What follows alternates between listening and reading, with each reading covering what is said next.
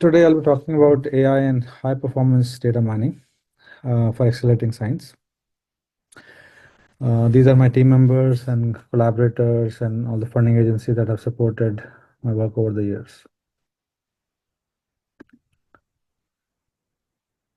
So, before I begin, a little bit of background about the kind of research I do in our group as a whole.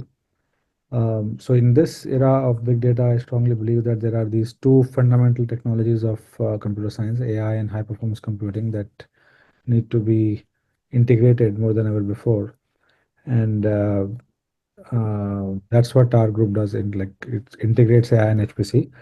And I'm also personally very interested in applying these in different domains like materials, healthcare, and so on. And today I'll be giving mostly examples from the materials domain.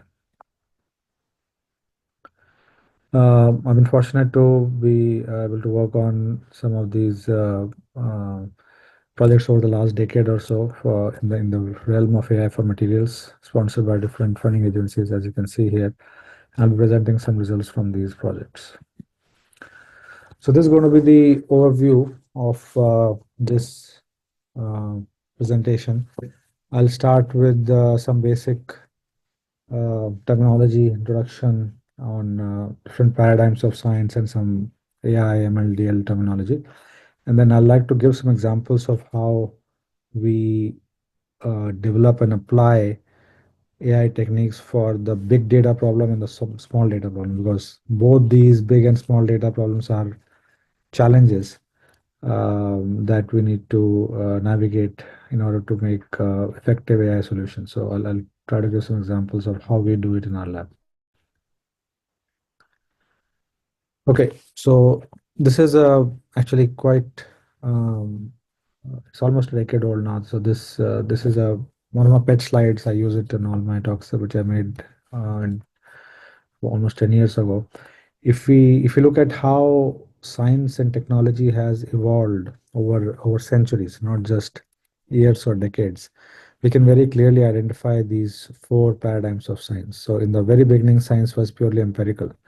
Today it is famous as the experimental branch of science. In the very beginning, you could just observe. So you look at the sky, you look at different things around you, and today it is famous as the experimental branch of science or empirical science. Then in the 17th century, when calculus was invented, we could take real world phenomena and formulate them as laws. These mathematical equations or laws. So this is an example of law of thermodynamics here, and there are other examples like Newton's laws of motion and so on. So they form the theory that we developed to try to um, understand the reality around us. Then over time, these equations became more and more larger and difficult to solve analytically. So in the 50s, 1950s, when computers were invented, we could now solve these equations on computers and then supercomputers. So that gave rise to this third paradigm of computational science, where we could do simulations. So all this weather predictions, climate simulations, material simulations like density functional theory, molecular dynamics, finite element simulation. All these are examples of the third branch or third paradigm of science. Then over the last 20, 30 years now, just the sheer volume, velocity, variety of the data that is being generated by these first three paradigms of science, that has far outstripped our capacity to make sense of it. So even as computer scientists, we have become very good at generating data, in storing data, in retrieving data. But when it comes to analyzing that data, our capacity is largely limited. So that's where this fourth paradigm of big data driven science has become popular immensely. And it uses all these AI machine learning techniques of predictive analytics, clustering, relationship mining, anomaly detection, and so on. So in a material context, I describe all this in a perspective articles from 2016 that you are welcome to take a look. So needless to say, this fourth paradigm of science, which is AI-driven or data-driven science, it is a very challenging task because it's like finding needle in a haystack. I'm sure everyone has heard this example, and I like this example a lot because not only it tells us that finding that needle which is somewhere hidden in this haystack, that is difficult. Of course, it is very difficult, but it also tells us that finding the wrong needle is easy. What that means is that if we are not very careful, if we just take some data and some AI technique and just put it together without understanding the concepts behind it, without understanding the strengths and limitations of the techniques or the data, then it's very easy to fall into the trap of these wrong needles, because these techniques are domain agnostic. They take in some numbers, they give out some numbers, and if we really don't fully understand what we are doing, then we can very easily get these wrong needles, or for example, overfitting, and all these are very common problems in applications of AI and machine learning. So that's why we need, especially when we are applying AI techniques in a specific domain, it's very important to have both the AI expertise and the domain expertise. So these interdisciplinary collaborations become very important. So just a quick overview of these terminologies. So what is AI? Ability of machines to perform tasks that normally require human intelligence. I'm sure everyone here is aware of how this deep learning techniques is a subset of machine learning, and then it's a subset of AI. And there are different ways, different classifications of how you can classify these AI techniques. I particularly like this weak, strong, and super AI. Interestingly, everything that we have right now is an example of weak AI, which means we can make an AI model or AI system which is very good in one particular task, but it cannot do everything that a human does, which is going to be strong AI, and super AI is beyond that, which is all these sci-fi movies that you may have seen where AI is more powerful than humans and take over the world and all that. So fortunately, that's not happening anytime soon. Although with this recent rise of generative AI and all, there's a lot of voicing of that how these techniques need to be regulated on creating powerful AI, because like anything, technology can be used for good or bad. So the pace of advancements of these technologies is so high, so rapid, that uh, there is not enough regulation yet where how to use it gainfully and not misuse it and all. So there is a lot of debate around that, and we'll not go into that in this talk here. But I thought it might be interesting. So to use AI for gainful purposes, for scientific discovery, this is how we do it in our lab. We integrate AI and HPC. So where high performance computing drives the AI, machine learning, data mining algorithms so that they can work on big data, and that in turn drives big data analytics and discovery. So I will present this in context of material science application. So just a little bit of background of how AI can advance material science. So again, I'm not a material scientist by training, but I've collaborated a lot with material scientists, mechanical engineers, chemists, and so on. So if there's one thing I've learned in all those collaborations, is that everything in material science depends on these process and structure property performance relationships, uh, which where the science goes from left to right. So left is the cause, right is the effect, and the engineering goes from right to left. So for example, processing, how you process a material, how you, let's say you heat it and then you beat it, and there are different ways you can process. That will be the, so that's the cause, and the structure, the microstructure inside, that is the effect. And similarly, structure is the cause and property is the effect. And again, a bunch of properties are the cause and the performance is the effect. So science of cause and effect goes in this way. But engineering, where the goal is, let's say, high performance, or some material to build bridges or airplanes or something, you need high strength and lightweight and all. So all that is the goal. And the means to achieve that goal is to work on the composition, processing, structure of the material. So they're kind of complementary to each other, and this is very common in, there are many different areas these relationships exist. So in bioinformatics, for example, Everything depends on sequence, structure, function relationship. So you have a DNA sequence that gives rise to protein sequence, then protein structure, and then protein function. And pretty much the entire field of bioinformatics revolves around that. So very similar here, is PSP relationships.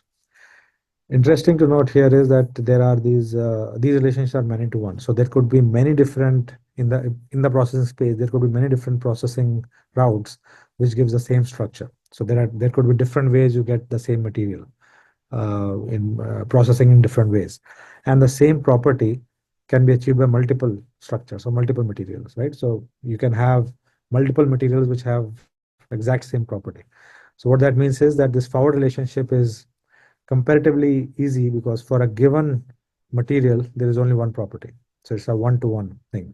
But this on the in the inverse direction, for a given property there could be multiple materials, and that's why it is important to discover all of them, or at least most of them, so that some of them because some of them may not be manufacturable easily. So this inverse problem of engineering problem is much higher, and that's always true, you know. Engineering is more challenging always than science. So materials informatics or AI for materials that can help us generate these forward models in the forward direction, which essentially means that we can express the property of a material as a function of its processing or composition, representation, or some combination of these. So given a material, we can predict its property using a AI model. So that's the forward model. Similarly, there can be inverse models in the inverse direction for optimization design. Let's say we want to maximize the properties such that there are some constraints on the structure. That's the inverse problem, optimization problem. So if we have a very accurate forward model, because these forward models are AI models, they're always fast. But if they're also accurate, then it can help in these inverse models. Because imagine the number of possible materials is practically infinite, right? There are 100 or so elements in the product table, and you can combine them in different ways, different ratios, two of them, three of them, four of them. So practically it becomes uncountable. And we cannot make everything in the lab and test how what property it has. So if we can have a very fast forward model, we can scan lots and lots of materials very quickly, and then identify the best material that the model thinks, and then only those can be simulated, or they can be experimentally tested in the lab. So we can reduce the search space with time. Again, all this also explained in this perspective or mini review article from 2016. Okay, so with that overview, let's look at some examples of how we apply these AI techniques for materials applications, both in the big data uh, regime and the small data regime. So I'm sure everyone is aware of how deep learning has revolutionized the AI field and practically everything, all applications in today's world. So if deep learning is so great, why not go for deeper learning, right? Why not just make the our networks, the deep neural networks, more deep by adding more layers and so on. So theoretically, it should work well, but practically it does not. So this is these are training curves, so error versus iterations. So this is a 17-layer network element that we developed a few years ago.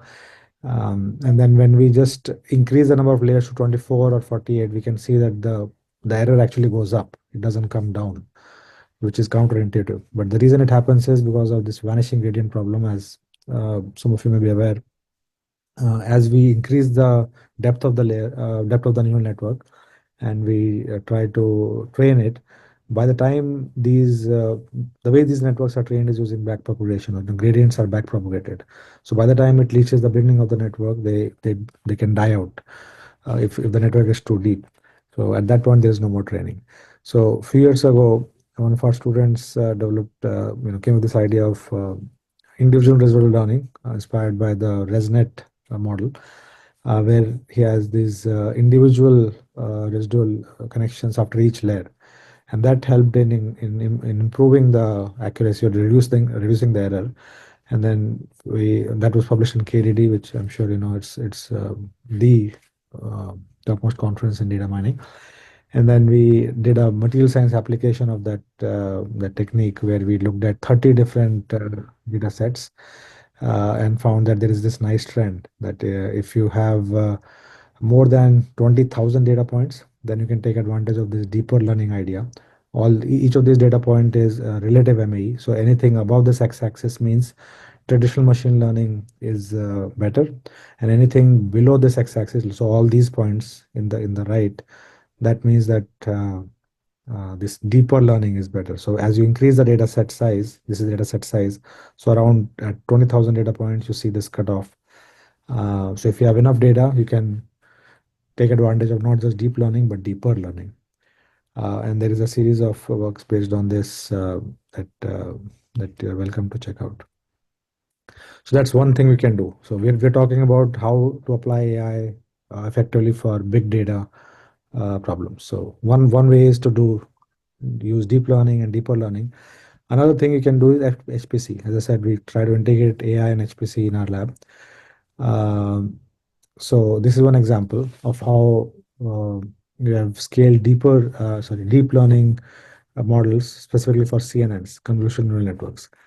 As I'm sure you know, CNN is very popular for image mining.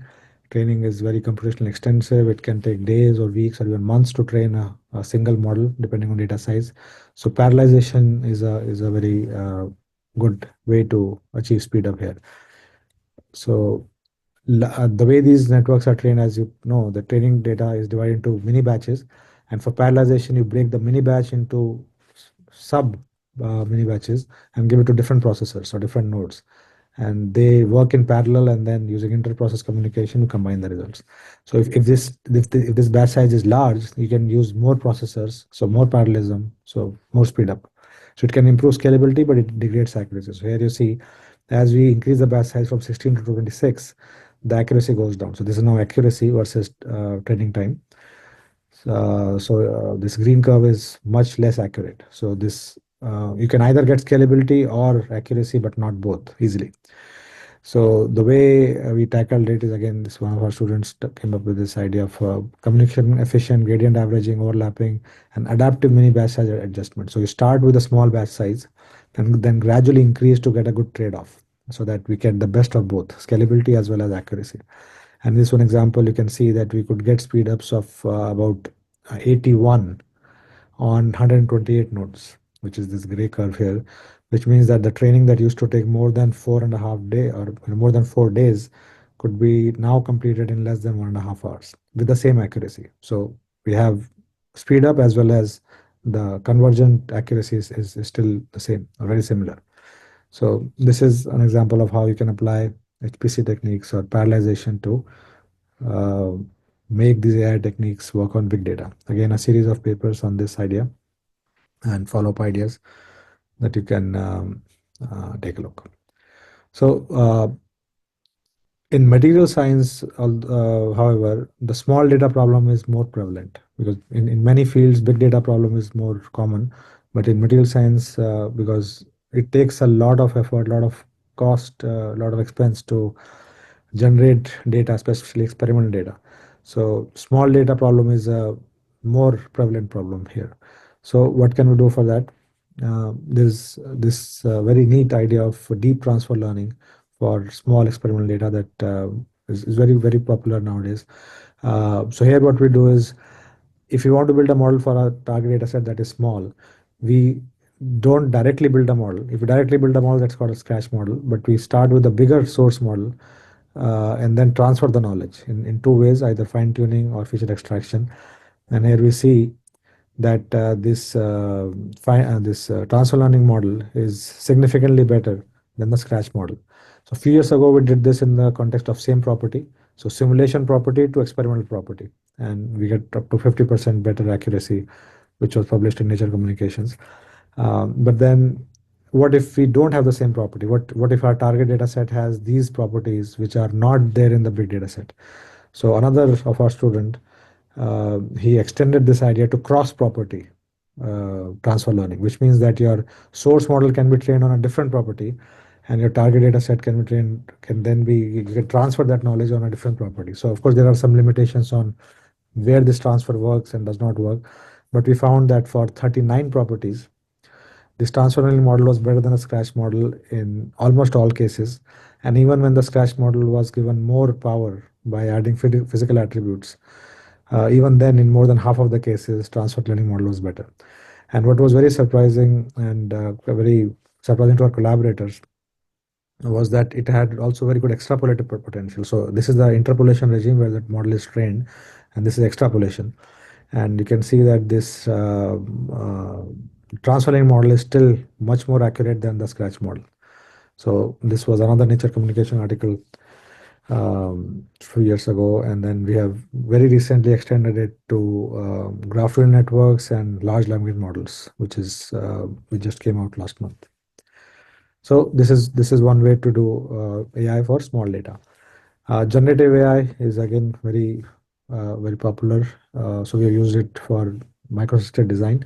These are our original structure that the model was trained on, and using generative adversarial networks. And these are the generated microstructures, which are not just visually similar, but we also did rigorous statistical testing to show that they are similar. And then using an optimization technique around it, we were able to discover new structures which are better property, 70% better property in this case, absorption, optical absorption. And you can imagine the number of combinations here are like not just millions, billions, but much more than that. So you can't just have all possible microstructures and then calculate property. So you need a very effective technique. So that's why we use generative AI here. And this is another line of work where we are not just maximizing or minimizing property, but we have a target value. We want to generate microstructure with a target value, and then this idea of GAN and MDN combination can give us much more close to target microstructures. So these works are also presented and published both in domain journals as well as CS conferences. And I think this is my last example. As you can imagine, there's a lot of interest, not just from research and academia, but also from industry. A lot of companies are interested in this, and this is one work that we did with Toyota a few years ago. Part of the work that I'm allowed to share because it's published. So here we had this real experimental data, which is very small and heterogeneous and noisy, but and you can have these property measurements at different stages of this workflow. Then using this idea of transfer learning and this combination model, uh, using both the composition data as well as image data. So this model that we developed, this can take both the composition as well as the structure images as input. And using these transfer learning concepts, we can get an embedding which is informed by both of these kinds of data, input data. And then using supervised learning model on top of it, we were able to find develop models with less than 5% error for these properties, which was uh, which was very impactful for them because these companies they do these experiments at scale. So even a little bit of improvement can allow them to perform only relevant experiments and avoid higher-end processing for unpromising candidates. So you can screen out the unpromising candidates and only focus your efforts and more SEM time and manpower on the promising candidates, which means that you can save a lot of money, of course, but then you can also use all those resources to channel in the right direction and achieve faster materials design. So these are some papers which explain these in more detail. So with that, I just want to give like just list of all the work that we have over the last few almost a decade now, both for forward modeling, which is the prediction problem, like given a material, what is the property, and inverse models, which means given a property, what is the material. And here you can see that we have tried to publish both in the computer science domain, which is in red here, and the actual material science domain publications, which are in green. Also, there's a lot of open source tools and code available on these websites. And if there is time, yeah, let me just give a quick demo. So on this website, you can see these are some AI models that we have developed. So if we just look at this one, this is a steel fatigue strength predictor. This is rather small data. 400 data points is nothing in computer science community, but for material science community, this is experimental data, and this is really big data because we got this from NIMS Japan, and it took them more than 40 years to get this data, because every time for every data point you have to make a steel, and you have to basically uh, break it to know how strong it is. That's how you can get one data point. So we use this data to make this model where you can have all this composition information. So if you, I'm sure everyone knows, steel is an iron alloy. So most of it is iron, but then there are these alloying elements which are added to make it better, stronger, and so on. So these are composition features. These are processing features, and then you can use this to get real-time predictions of how strong the model thinks it is, along with uncertainty. So this uncertainty is also very important, because let's say, so this steel is 500 megapascal plus minus 50 megapascal. Okay, so if I just make it from 0.42% to 10%, let's say, so this model was trained only in this range, but if I go much outside the range, let's see what happens. So remember, 500 plus minus 50. So when we do this, this blows up because the model has learned that adding carbon or carbonization helps. It makes steel stronger, but so does the uncertainty. So this tells us that this is not something that you want to invest in, or you try it out in a lab or so. So that's why it's not just the prediction, but also the uncertainty that matters a lot. Uh, so like that, there are many tools available here that you can look into. This is one of our latest ones, which can predict 40 different properties uh, for a for a composition. So let's say you take this composition and put it here. Um, it has all these 40 different properties. Or something is down right now. Okay, I'll have to check this later, but when it works, it does give all 40 properties. I'll have to check what happened here. But there are many other models here. You can check the Martensite start temperature calculator, or the thermoelectric toolkit. These are all different models, AI models that can predict the properties. And I think this is the organic photovoltaic predictor, which can, yeah, so it predicts these uh, for photovoltaic applications. It predicts the properties. So similarly, there are other tools for healthcare and so on also, which are similar kind of ideas. But I think I'm running out of time, so I will stop here and take any questions. Thank you for your attention.